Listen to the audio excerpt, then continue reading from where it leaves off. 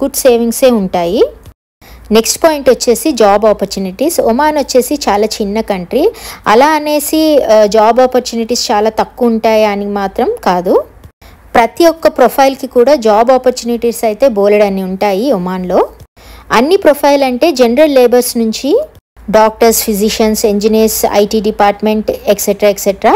ఇప్పుడు job opportunities అయితే బోలెడన్ని ఓపెన్ చేశారు. సరిగ్గా సర్చ్ కనుక చేస్తే మీకు మంచి కంపెనీలో మంచి జాబ్ అయితే తప్పకుండా దొరుకుతుంది ఒమాన్లో. మీరు ఒకవేళ గల్ఫ్ కంట్రీస్లో జాబ్ చేయాలనుకుంటే మాత్రం ఒమాన్ కంట్రీని ఫస్ట్ ప్రిఫర్ చేసుకోండి. నెక్స్ట్ పాయింట్ వచ్చేసి close to many countries. Oman వచ్చేసి చాలా క్లోజ్గా ఉంటుంది ఏషియన్ కంట్రీస్కి, like India, Pakistan, Bangladesh, Philippines etcetera. ఏదైనా ఎమర్జెన్సీ ఉంటే ట్రావెలింగ్ మాత్రం చాలా ఈజీగానే వెళ్ళిపోవచ్చు మన హోమ్ కంట్రీకి. అదే మనం యూకే కానీ లేకపోతే యూఎస్లో కానీ అలా ఉంటే 1-2 days అలా పడుతుంది ఏదైనా